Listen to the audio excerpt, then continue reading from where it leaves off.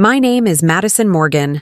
I'm 29 years old, and I'm the daughter who was publicly called a burden by my own sister during a family dinner, while my father smiled and continued sipping his wine, completely unbothered by the fact that his oldest daughter had just declared that I was unwanted and that the family wanted to live without me.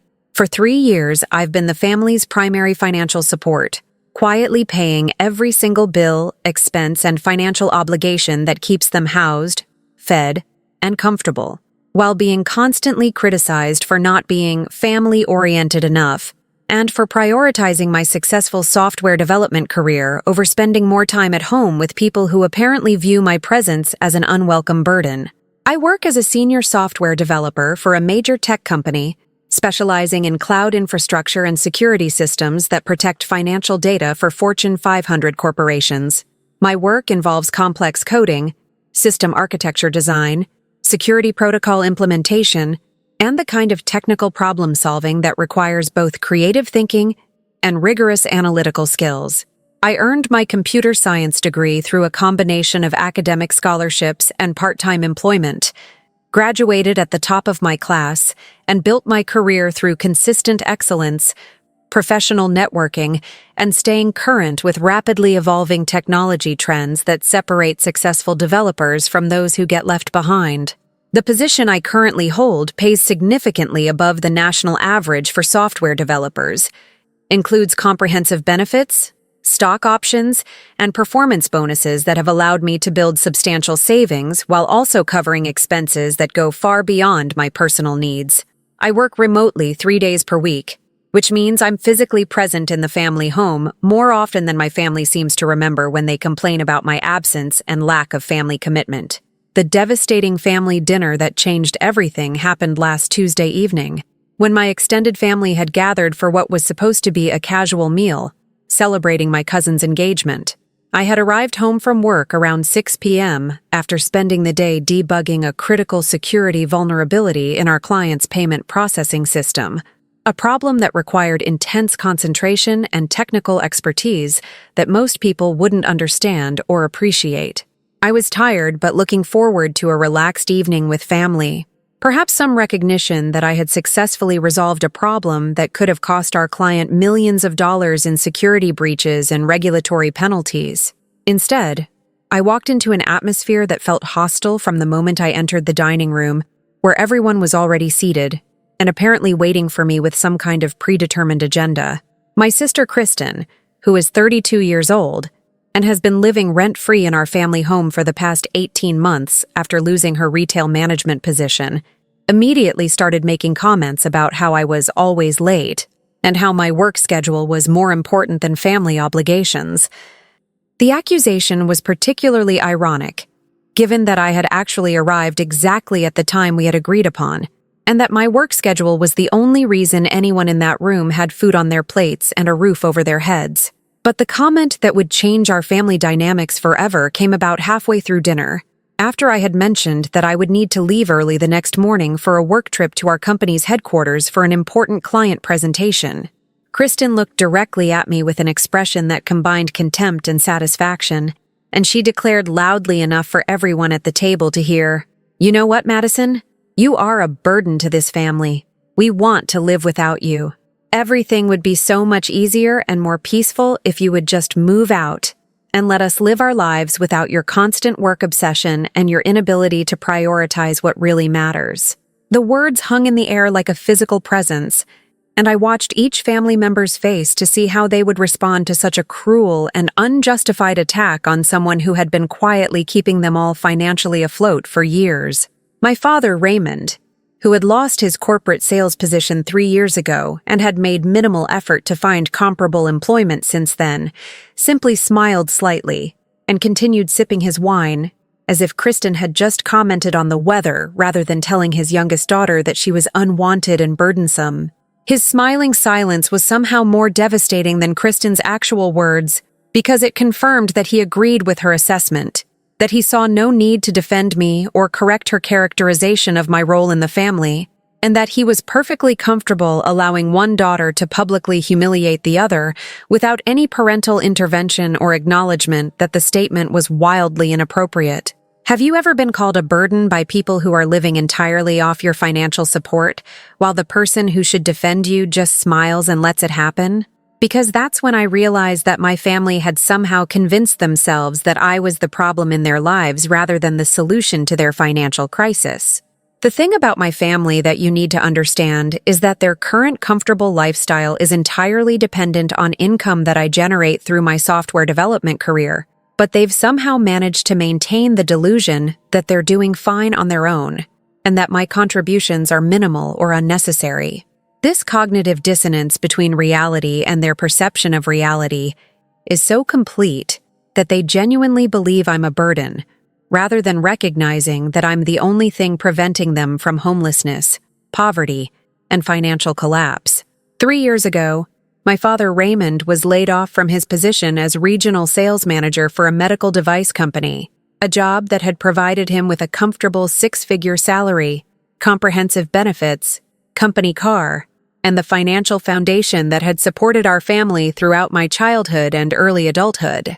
The layoff came during a corporate restructuring that eliminated his entire division, and while he received a reasonable severance package, he was suddenly facing a competitive job market at age 53, without the network or industry connections that would have made finding comparable employment straightforward. During the first few months after his layoff, Raymond applied for several positions that matched his experience level and salary expectations, but the responses were limited, and the interviews didn't result in offers that he considered acceptable. He became increasingly discouraged by rejection letters and ghosting from companies that had seemed interested initially, and he gradually reduced his job search efforts while convincing himself that the problem was the job market rather than his approach to finding new employment. My mother had passed away from cancer when I was 22 years old, which meant that Raymond's income had been the sole financial support for our household for years. When that income disappeared, someone needed to step up and ensure that basic bills continued to be paid, that the mortgage didn't fall into foreclosure, and that the comfortable lifestyle our family had always enjoyed could continue despite Raymond's employment crisis. That someone became me, because at that point, I was the only family member with stable employment and sufficient income to cover household expenses that went far beyond my personal needs. I had been living in the family home while building my career and saving money for eventually purchasing my own place, so it seemed natural to help out during what I assumed would be a temporary financial difficulty, while Raymond found new employment. What started as covering a few months of mortgage payments while Raymond got back on his feet evolved into a permanent arrangement where I became responsible for essentially every household expense, while he made increasingly half-hearted efforts to find work that matched his previous salary and status level. He became comfortable with unemployment, filling his days with golf, reading, home improvement projects that were more hobby than necessity, and generally treating his job loss as early retirement funded by his daughter's income. The monthly expenses I began covering included the $2,400 mortgage payment on our 4-bedroom house in a nice suburban neighborhood, utilities averaging about $450 per month, including electricity, gas, water, internet, and cable television that Raymond insisted was necessary, property taxes of approximately $800 per month, homeowner's insurance, car payments and insurance for both Raymond's vehicle and a car that technically belonged to Kristen, but that I had co-signed for years ago. I also covered groceries for the entire household, which ran about $800 per month, because Raymond and Kristen had expensive tastes and saw no reason to economize on food just because they weren't the ones paying for it. I paid for household maintenance, repairs, lawn care, and general upkeep that kept the property in good condition. When appliances broke or needed replacing, I purchased new ones. When the roof needed repairs, I covered the cost. When the HVAC system required maintenance, I paid the service fees. The financial support extended beyond basic household bills into covering many of Raymond's personal expenses that he had previously paid from his own salary. I paid for his cell phone plan, his gym membership, his golf club dues, his subscriptions to various streaming services and publications, and even his contributions to the retirement account he had established to supplement his Social Security when he eventually reached retirement age. But the most financially draining aspect of supporting my family was subsidizing Kristen's lifestyle after she moved back home 18 months ago, claiming she needed temporary help while she figured things out, following the loss of her retail management position. Kristen had been living independently for years, supporting herself through various retail and customer service positions that paid modestly, but allowed her to maintain her own apartment and lifestyle. When she lost her most recent position due to what she described as personality conflicts with new management, she moved back into her childhood bedroom in the family home and immediately settled into a lifestyle of unemployment that showed no signs of being temporary or transitional. She made minimal effort to find new employment, claiming that the job market was terrible and that she deserved better opportunities than the entry-level positions that were actually available to someone with her work history and qualifications. Instead of spending her days job hunting, Kristen spent her time shopping with credit cards that were technically in her name, but that she couldn't pay off without income, watching television, meeting friends for expensive brunches and dinners that she charged to cards I didn't even know existed until creditors started calling the house looking for payment, and generally living as if she were a trust fund beneficiary rather than an unemployed 32-year-old woman living with her father and sister. Within 3 months of Kristen moving back home, I discovered that she had accumulated approximately $1,000 in credit card debt through purchases that included designer clothes, expensive cosmetics, luxury skincare products, restaurant meals, entertainment expenses, and various impulse purchases that reflected someone living far beyond their means, without concern for how those expenses would eventually be covered. When the credit card companies started calling demanding payment on accounts that were 60 and 90 days past due, Kristen came to me with tears and apologies, explaining that she had gotten a bit carried away with spending, but that she would definitely pay me back as soon as she found employment. She begged me not to let her credit be destroyed by allowing the accounts to go to collections, and she promised that this would be a one-time bailout that would never be repeated. I made what I now recognize as a critical mistake by agreeing to pay off her credit card debt and take over the minimum payments on her remaining cards until she found work. I justified this decision by telling myself that we were family and that helping her during a difficult period was what families do for each other. I believed her promises that she would get a job quickly and start contributing to household expenses instead of creating additional financial burdens. But Kristen's promised job search never materialized into actual employment, and her spending patterns didn't change despite the financial crisis her debt had created. She continued to use her credit cards for non-essential purchases, apparently confident that I would continue to bail her out, rather than allowing her to face the consequences of spending money she didn't have. Within 6 months, she had accumulated another $5,000 in debt that somehow became my responsibility to manage. The financial support I was providing to Raymond and Kristen totaled approximately $6,800 per month on average when I calculated all the household bills, personal expenses, credit card payments, and miscellaneous costs that I had absorbed into my budget.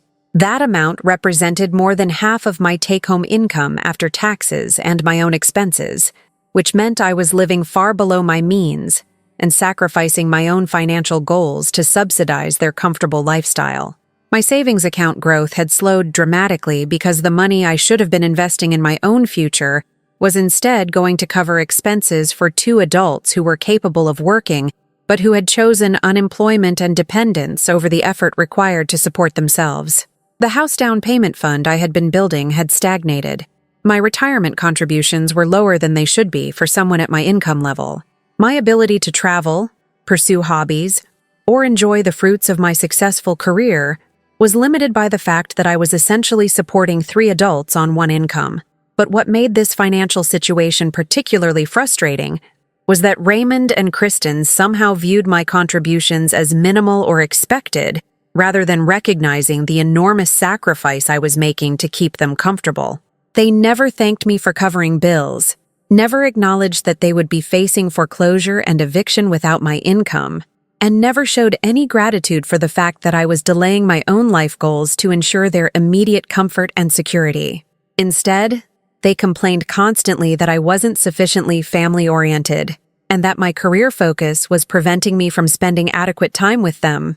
They criticized me for working long hours on challenging projects that actually generated the income supporting their lifestyle. They expressed disappointment that I didn't attend every family gathering or drop everything to participate in activities they planned during work hours when I had professional responsibilities that couldn't be ignored.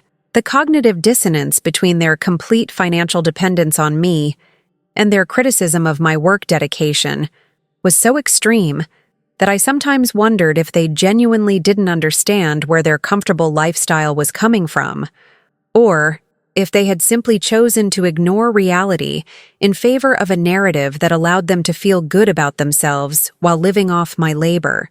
Have you ever financially supported people who somehow convinced themselves that you were the problem in their lives, rather than the solution to their most serious challenges? Because that's what my family had managed to do, and the dinner where Kristen called me a burden was just the culmination of years of them taking my money while resenting my presence. The breaking point dinner began innocently enough, with extended family members arriving to celebrate my cousin Jennifer's recent engagement to her longtime boyfriend. Jennifer was the daughter of my father's brother, and while we weren't particularly close, I was happy to attend a family gathering that seemed focused on celebrating someone's happiness, rather than criticizing my life choices or questioning my commitment to family relationships. The dinner was being hosted at our house, which meant that I had not only paid for the food and supplies necessary to feed 15 people, but I had also helped with the preparation and setup that Raymond and Kristen had apparently decided was primarily my responsibility, despite the fact that I had been working a full day while they had been home with nothing but free time to prepare for guests. When I arrived home from work at 6 p.m. as agreed, I found that very little preparation had been done, and that Kristen was in a bad mood because she felt that I should have taken the afternoon off work to help her get ready for the party. The fact that my afternoon of work had generated the income that paid for the groceries, the wine, the household where the party was taking place, and basically everything else required for the evening seemed irrelevant to her assessment that I wasn't contributing adequately to family obligations. I quickly changed out of my work clothes and helped finish preparations while family members started arriving, and Raymond played host, as if he had been responsible for organizing and funding the entire evening, rather than contributing nothing but the space in a house he only owned because I was paying the mortgage. Dinner conversation started with Jennifer and her fiancé discussing their wedding plans, which included an expensive destination ceremony that would require significant travel costs for family members who wanted to attend. When someone asked if I would be able to take time off work to attend the wedding, I explained that I would absolutely be there, but that I might need to arrange remote work capability since the week they had chosen included several important project deadlines that I couldn't completely abandon. Kristen immediately seized on this comment as evidence of my flawed priorities, announcing to the entire table that I was always putting work ahead of family, and that some people just don't understand that relationships matter more than job responsibilities. The irony of her lecturing me about work priorities while sitting unemployed in a house she couldn't afford without my job was apparently lost on her and on the other family members who nodded along with her assessment. I tried to redirect the conversation by mentioning that I had recently been assigned to lead a major security implementation project for a high-profile client, which was both a professional honor and a significant responsibility that reflected my expertise and value to my company. I thought perhaps explaining the nature of my work might help family members understand why I couldn't simply ignore project deadlines or abandon professional commitments whenever it was convenient for family gatherings. But Raymond's response to my professional achievement was to suggest that I was becoming too focused on climbing the corporate ladder, and that I should remember what really matters in life before career ambition makes you lose sight of the relationships that will still be there after your job is long forgotten. The statement was particularly galling coming from someone who had spent his own career being highly ambitious about advancement and compensation, and who had frequently canceled family plans or worked late hours when his job demanded it. Apparently, career ambition was admirable when Raymond practiced it, but problematic when I demonstrated similar dedication to professional excellence. The conversation continued with various family members offering opinions about work-life balance, the importance of being present for family events, and the dangers of becoming so career-focused that personal relationships suffered. I sat quietly listening to advice from people who had no idea what my actual work schedule looked like, who didn't understand the nature of software development project management, and who certainly didn't recognize that their ability to sit comfortably in that house having that conversation was entirely dependent on my career success. Then came the moment when I mentioned that I would need to leave early the next morning for a 3-day business trip to our company headquarters for an important client presentation. This trip had been scheduled for weeks. I had mentioned it to Raymond and Kristen multiple times, and it represented a significant professional opportunity that could lead to promotion and increased compensation that would further benefit the family members who were apparently so concerned about my work-life balance. Kristen's face darkened when I mentioned the business trip, and I could see her building up to some kind of confrontation that would once again make my professional responsibilities the focal point of family criticism. She had been drinking wine throughout dinner and was in the kind of mood where inhibitions were lowered and unfiltered thoughts were likely to emerge regardless of their appropriateness or accuracy. "You know what, Madison?" she said, her voice rising enough to cut through the various conversations happening around the table. "You are a burden to this family. We want to live without you. Everything would be so much easier and more peaceful if you would just move out and let us live our lives without your constant work obsession and your inability to prioritize what really matters." The entire table fell silent as her words registered with the assembled family members. I looked around at faces that showed a mixture of shock, discomfort, and in some cases, agreement with Kristen's brutal assessment of my role in the family.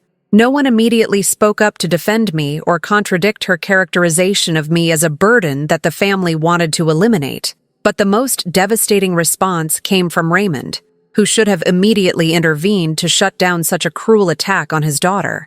Instead, he simply smiled slightly, took another sip of his wine, and continued the conversation as if nothing significant had happened, as if one daughter telling the other she was unwanted and burdensome was just normal dinner conversation that required no parental response or correction. His smiling silence was a confirmation that he agreed with Kristen's assessment, that he saw no need to defend me or acknowledge my contributions to the household, and that he was perfectly comfortable with me being publicly humiliated by someone who was living entirely off my financial support, without contributing anything positive to our shared environment. I sat there looking around the table at family members who were either nodding in agreement with Kristen's statement or remaining carefully neutral to avoid getting involved in family drama. Not one person, not my uncle, not my aunt, not my cousins, spoke up to defend me or point out the obvious irony of calling someone a burden when that person was literally funding everyone's dinner and paying for the house where the gathering was taking place. That's when I realized with absolute clarity that these people viewed me as an unwanted obligation, despite the fact that I was their financial lifeline, that they had somehow convinced themselves that I was the problem in their lives rather than the solution to their most serious challenges, and that continuing to support them while accepting this treatment would destroy whatever remaining self-respect I had managed to maintain. Have you ever been called unwanted by people who would be homeless without you, while the parent who should defend you just smiles and looks away? Because that's when I made the decision that would change all of our lives permanently. Sitting at that dinner table while my sister called me a burden and my father smiled his agreement, I experienced a moment of absolute clarity about my relationship with these people and what needed to happen next. They had revealed through their words and silence that they genuinely believed I was a burden to them, that they wanted me gone from their lives, and that my presence was somehow making their existence more difficult, despite the fact that I was literally the only reason they had a roof over their heads and food on their plates. The cognitive dissonance between their perception and reality was so complete that I realized no amount of explanation or confrontation would make them understand what I actually contributed to their comfortable lifestyle. They had constructed a narrative where I was the selfish, career-obsessed daughter who didn't care enough about family, and they had apparently convinced themselves of this story so completely that they couldn't see the financial foundation I was providing for their entire existence. I understood in that moment that trying to make them see reality through rational argument would be futile and destructive to my own well-being.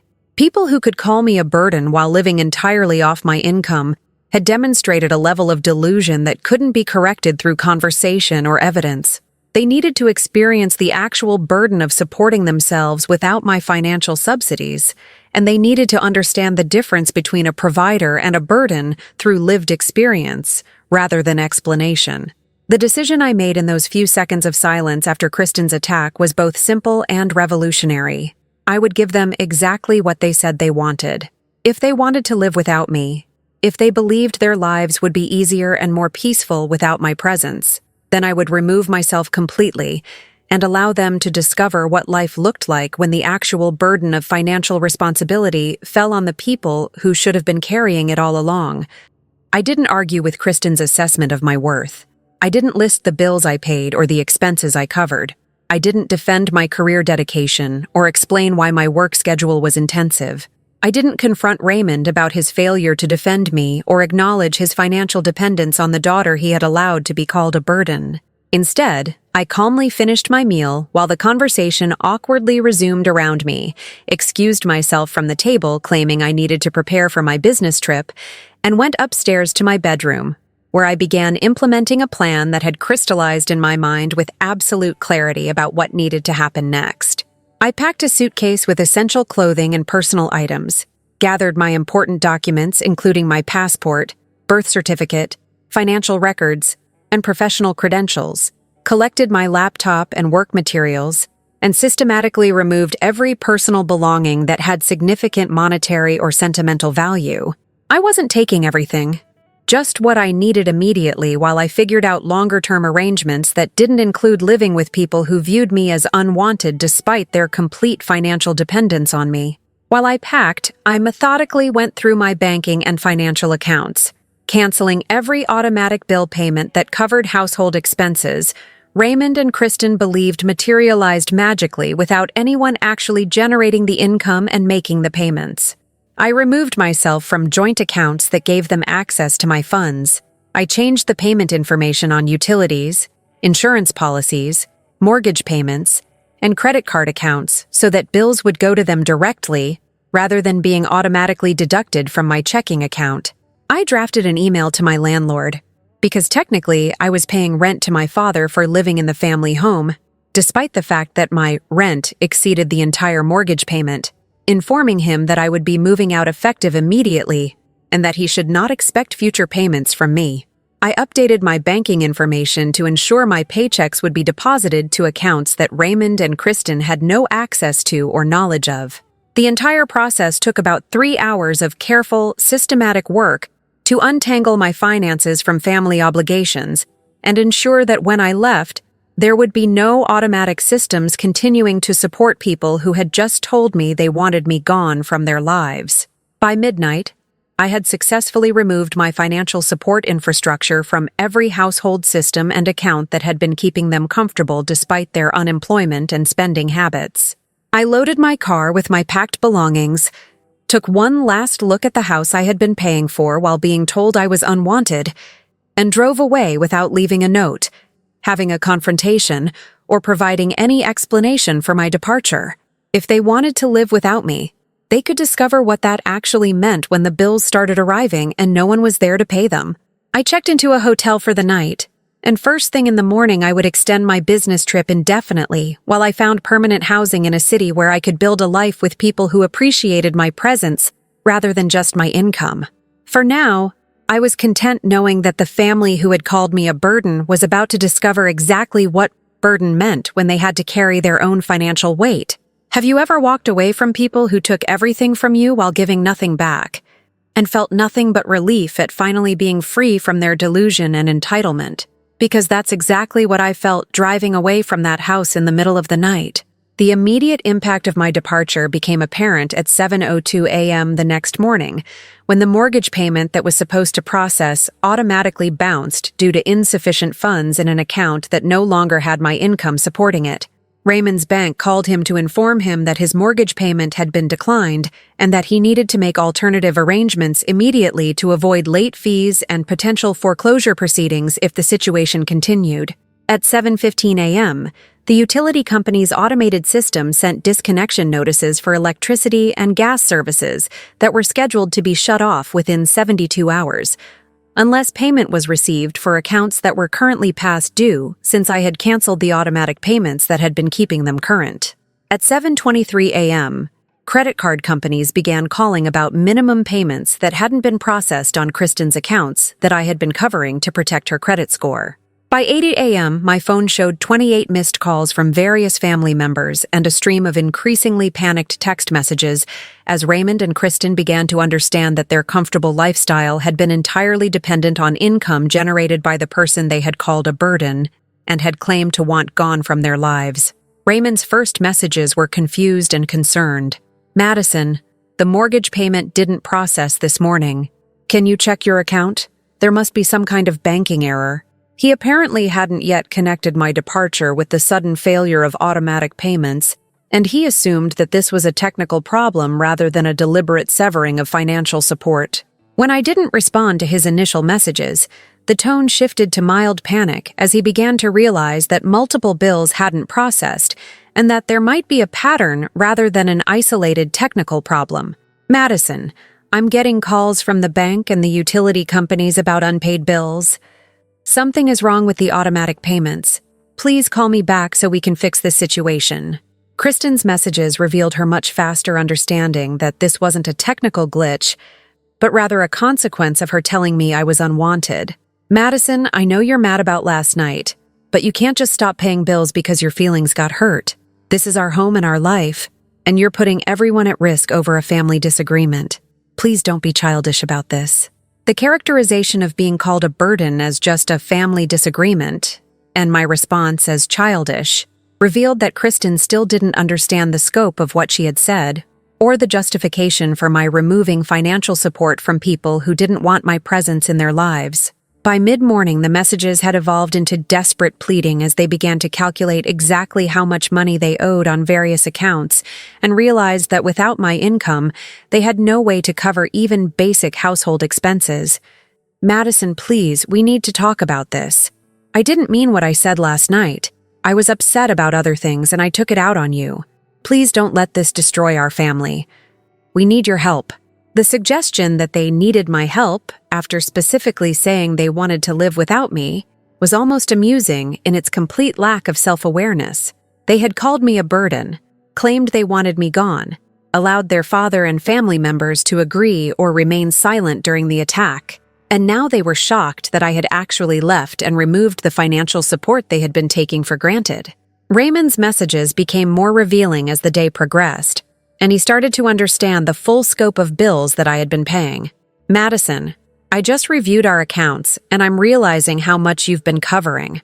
I didn't fully understand the extent of your contributions. We need to sit down and discuss this situation before it gets worse. Please come home so we can work this out."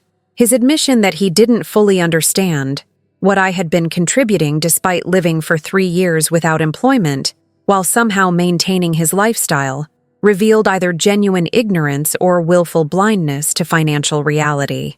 Either way, it demonstrated that he had been taking my support for granted while criticizing my work dedication that made that support possible.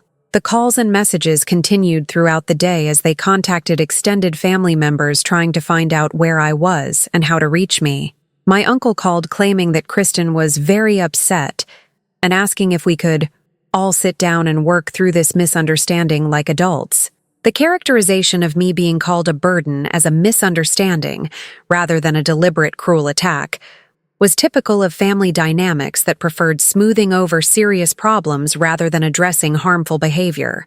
By the evening, when it became clear that I wasn't going to respond to any messages or return home to resume paying their bills, the tone of the messages shifted from apologetic to angry, as they began to realize that I was serious about removing myself from their lives. Kristen sent a long message that revealed her complete inability to understand cause and effect. "What you're doing is vindictive and cruel. We're family, and family doesn't abandon each other over hurt feelings. You're proving exactly what I said about you being a burden. Real family members don't hold financial support hostage to punish people for honest communication."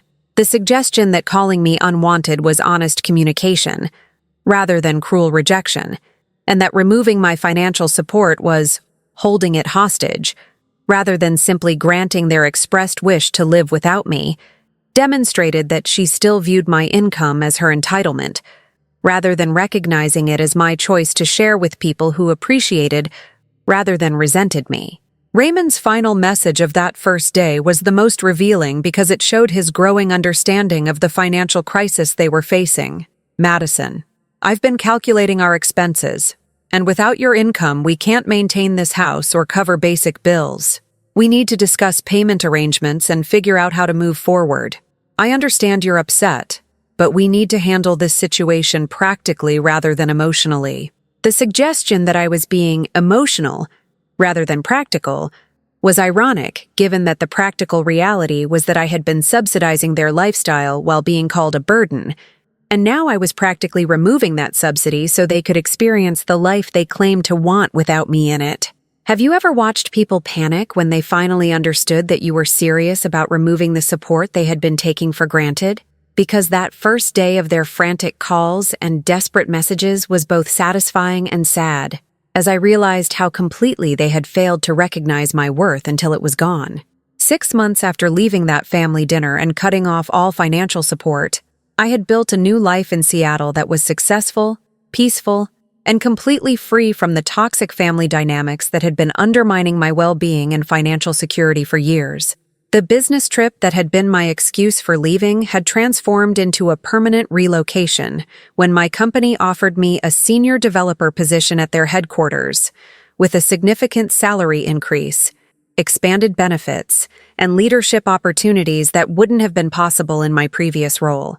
My new position involved managing a team of developers working on cutting-edge security systems for government clients, work that was intellectually challenging, professionally rewarding, and significantly more lucrative than the job I had been using to subsidize family members who viewed me as a burden, rather than recognizing me as their financial lifeline. Within 3 months of my relocation, I had purchased a beautiful one-bedroom condo overlooking Puget Sound, furnished it with carefully selected pieces that reflected my personal taste, and created a home environment that was mine alone, without the burden of supporting unemployed relatives who resented my presence while depending on my income. My savings account had grown more in 6 months of living independently than in the previous 3 years of supporting an entire household, and I was able to make substantial contributions to my retirement accounts, investment portfolios, and emergency funds that had been neglected while I covered Raymond and Kristen's expenses. The friends I had made in Seattle were accomplished professionals who understood the demands of technical careers, who celebrated work achievements rather than treating them as character flaws, and who reciprocated emotional support and genuine friendship rather than taking without giving. My social life was fuller and more satisfying than it had been when I was living with family members who criticized my work schedule while benefiting from the income it generated. Throughout those 6 months, I maintained complete no contact with Raymond and Kristen, despite their continued attempts to reach me through various methods. They had tried calling from different numbers, sending emails to my work address that I filtered automatically to a folder I never checked, reaching out through extended family members who were sympathetic to their situation, and even hiring someone to locate my new address in Seattle. But I had made it clear through my attorney that any direct contact would be considered harassment, and that all communication should go through legal channels if they had legitimate needs that required my attention. Their financial crisis was not my problem to solve, and their belated recognition of my contributions didn't obligate me to resume supporting people who had called me unwanted. The updates I received through the extended family members I still maintained relationships with painted a picture of consequences that were both predictable and entirely justified, given their treatment of the person who had been keeping them afloat. Within 3 weeks of my departure, Raymond had been forced to take a retail position at a home improvement store making $16 per hour, a dramatic come down from his previous corporate sales position, but necessary to generate some income that could cover basic expenses. Kristen had finally found employment as a barista at a coffee shop after exhausting her unemployment benefits and discovering that no one else was going to pay her credit card bills or cover her living expenses. The job paid minimum wage plus tips, required early morning shifts that she found physically exhausting, and provided her with a first-hand education about what real burden looked like when you actually had to work for your money rather than living off someone else's labor. The family home went into foreclosure proceedings after 3 months of missed mortgage payments, and Raymond was forced to sell before the bank seized the property. The sale price barely covered what he owed, and after paying off the mortgage and various liens, there was almost nothing left for a down payment on alternative housing. Raymond and Kristen had been forced to move into a small 2-bedroom apartment in a less desirable neighborhood, splitting the rent between Raymond's retail income and Kristen's barista wages while trying to rebuild financial stability after years of being subsidized by someone they had treated with contempt and resentment. The credit cards I had been covering for Kristen went into default, destroying her credit score and making it impossible for her to qualify for new cards or loans.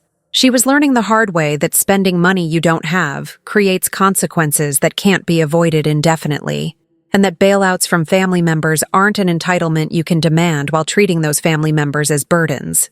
My uncle reported that Raymond had repeatedly tried to reach me through family channels to apologize and ask if we could work out some kind of arrangement where I could help them through their current difficulties. The audacity of asking for financial help from the daughter they had called a burden was staggering, but it also demonstrated that they still viewed my income as something they deserved access to regardless of how they treated me. When my extended family members asked if I would consider reconciling with Raymond and Kristen, my response was always the same. They specifically told me I was a burden and that they wanted to live without me. I'm simply granting their wish and allowing them to experience the life they said would be easier and more peaceful without my presence. If that life is actually harder than they expected, then they've learned an important lesson about the difference between burden and provider. The response that hit social media eventually was Kristen's attempt to rally sympathy by posting about how her selfish sister had abandoned the family during their time of need and had cut them off financially over a single argument. Her post conveniently omitted the context of her calling me a burden, Raymond's smiling agreement, and the 3 years I had spent supporting them while being criticized for my work dedication. Several of my friends who saw the post reached out to ask my side of the story, and when I shared the full context, including the specific bills I had been paying and the exact words Kristen had used at the dinner, their response was universally supportive of my decision to remove financial support from people who had treated me so poorly. One friend's response perfectly captured what I had been feeling. Let me get this straight. You were paying their mortgage, bills, groceries, and credit cards while working full-time, and they called you a burden? And now they're surprised that you left? That's not abandonment. That's just giving them what they asked for. Several people shared the post with comments pointing out the obvious irony of calling someone selfish for stopping financial support after being told they were unwanted, and Kristen eventually deleted the post when it became clear that public opinion wasn't going the direction she had hoped. The final confrontation came 9 months after I had left, when Raymond somehow got my new phone number and called to make one last attempt at reconciliation. His voice was older and wearier than I remembered, and he sounded genuinely defeated as he explained the scope of their financial difficulties and asked if there was any way I could help them recover from what he called their temporary setback. It's not temporary, Dad, I replied. It's your actual financial reality without someone else subsidizing your lifestyle. This is what life looks like when you have to support yourself rather than living off your daughter's income while calling her a burden. I never should have let Kristen say those things, he admitted. I should have defended you and acknowledged everything you were doing for us. I was wrong, and I'm sorry for not speaking up when you needed me to. His apology was more direct than anything he had said before, but it also came approximately 9 months too late, and only after experiencing serious consequences for his silence and complicity in my mistreatment. You weren't just silent, Dad. You smiled.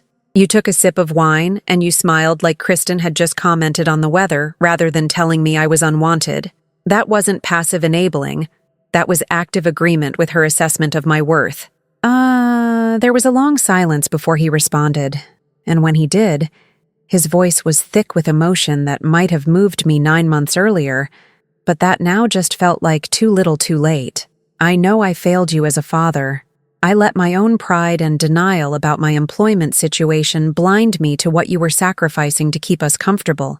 I was ashamed of needing your help, and instead of being grateful, I allowed Kristen to express the resentment I was feeling about depending on you.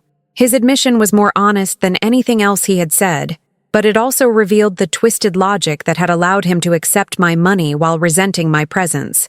His shame about needing help had been redirected into criticism of the person providing the help, rather than being channeled into motivation to solve his own financial problems. The thing is, Dad, I didn't need you to be ashamed or grateful. I just needed you to not call me a burden while I was keeping you from being homeless. That's a pretty low bar, and you couldn't clear it. What can I do to make this right? He asked, and I could hear genuine desperation in his voice as he realized that his apology wasn't going to restore his comfortable lifestyle. You can experience the life you said would be easier without me, I replied. You can support yourself and Kristen without expecting your burdened daughter to fund your existence.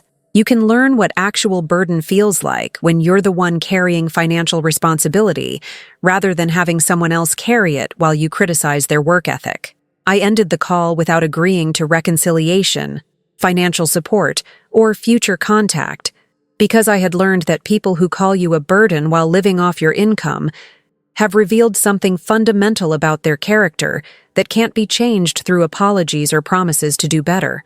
If this story resonated with you, if you've ever been treated as unwanted by people who depended entirely on your financial support, please hit that subscribe button to Sweet Revenge Diaries for more stories about removing yourself from toxic family dynamics and letting people experience the consequences of their own choices and cruelty. Sometimes the best response to being called a burden is proving your worth by removing it entirely and letting them discover what burden really means. See you in our next story.